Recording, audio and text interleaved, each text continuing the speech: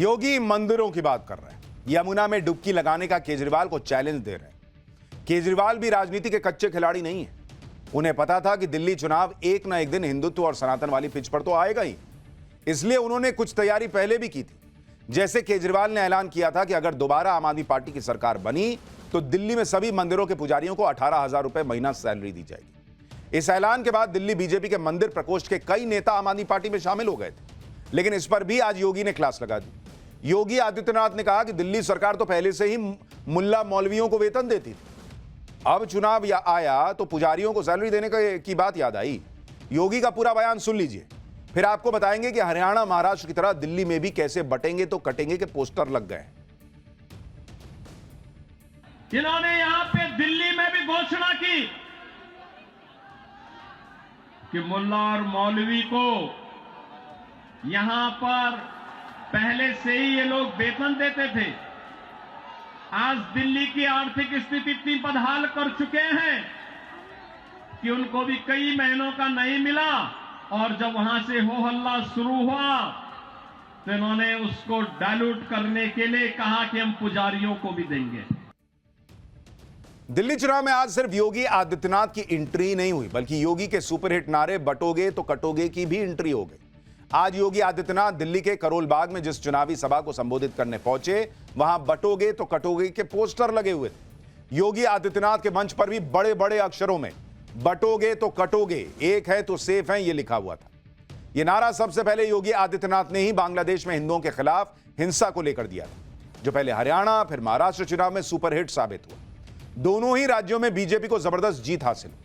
अभी तक इस नारे का दिल्ली चुनाव प्रचार में कोई जिक्र नहीं था, लेकिन अब बीजेपी को उम्मीद है कि दिल्ली में भी बटोगे तो कटोगे का नारा डिसाइडिंग फैक्टर साबित हो सकता है।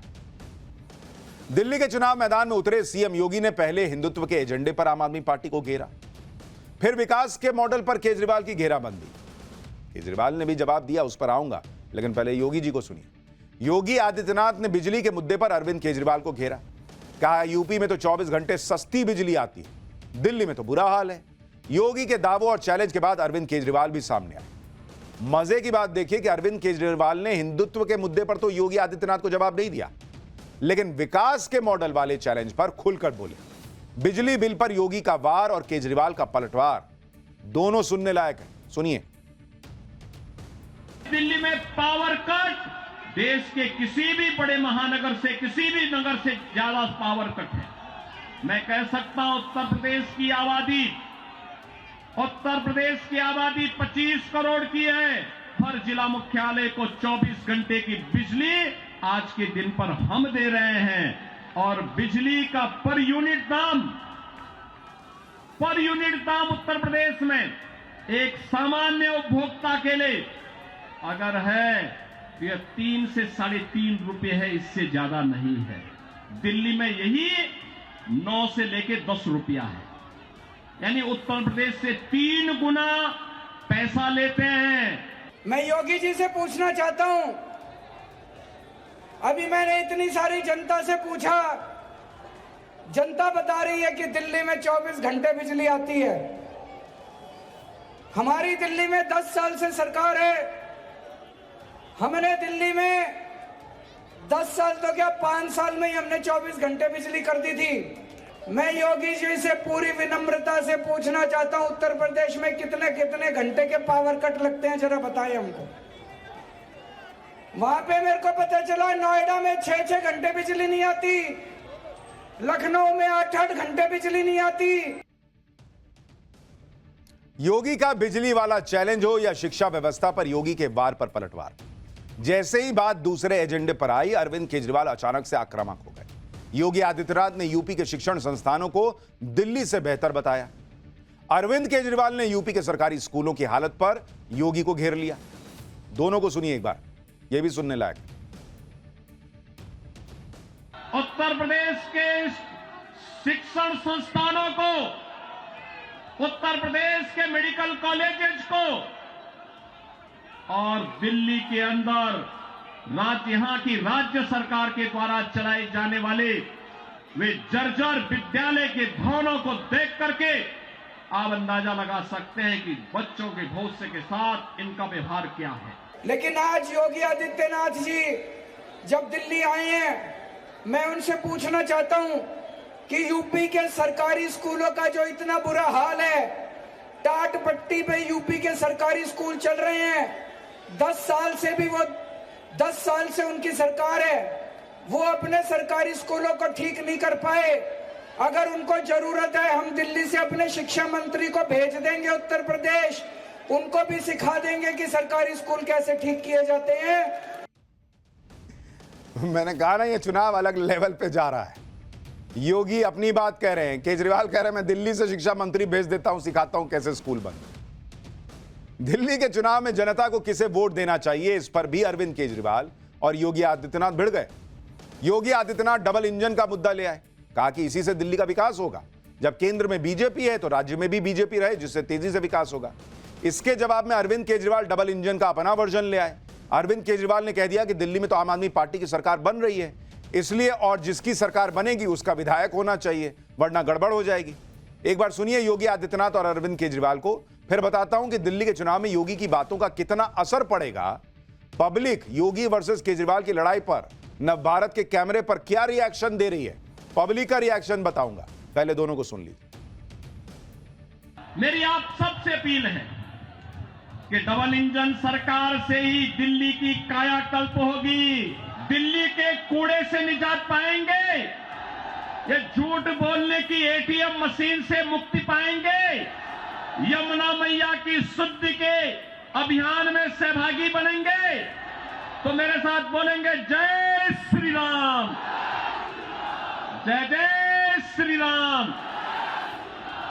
अब देखो जी, पूरी दिल्ली में एक बात तो पक्की है, आम आदमी पार्टी की सरकार बन रही है। सारे कह रहे हैं, बीजेपी वाले भी मान रहे हैं, बन रही है कि नहीं बन रही। एक ही बात है, कुछ लोग कह रहे हैं 2-4 सीटें ऊपर नीचे हो जाएंगी।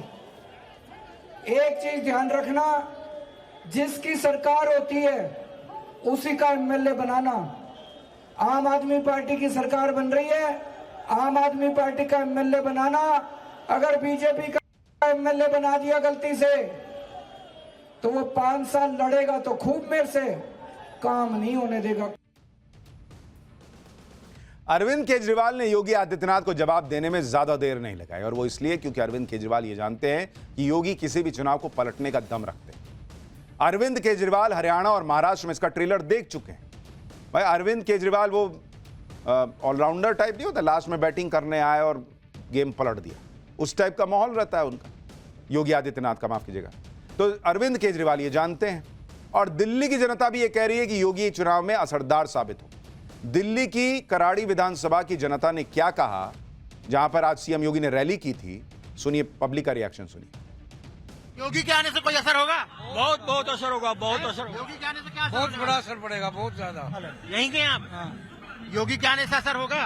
फर्क पड़ेगा। योगी के आने से कोई असर होगा? आप युवा हो। सर बिल्कुल 100% होगा, और बीजेपी की ही सरकार बनेगी। योगी के आने से कितना असर होगा? योगी के आने से बहुत असर होगा। योगी के आने से कुछ प्रभाव पड़ेगा? देखो जी, अभी तो पता लगे, अभी तो कैसा माहौल है?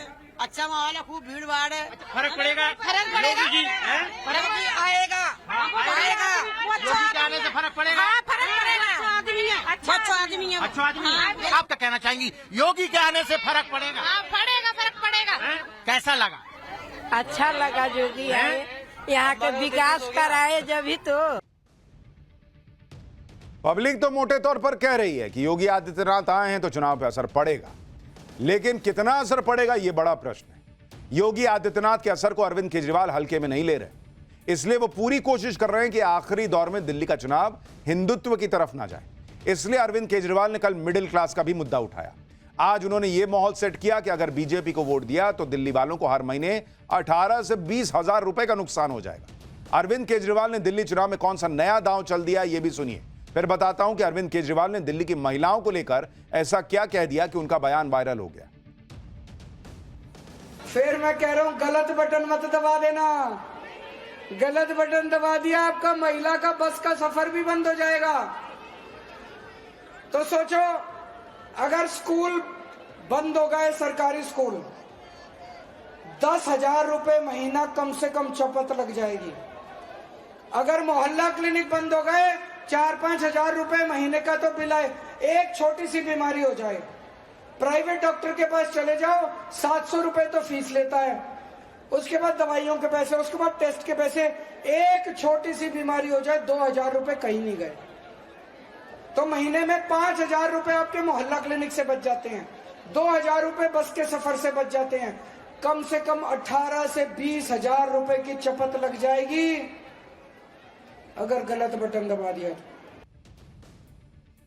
अरविंद केजरीवाल ये जानते हैं कि दिल्ली की महिलाएं ही उनकी जीत पक्की कर सकती हैं, इसलिए वो महिलाओं को लेकर बेशुमार वादे कर रहे हैं। उन्होंने अपनी पूरी कैंपेनिंग महिला वोटर्स के इर्द गिर्द ही बुनी हुई है।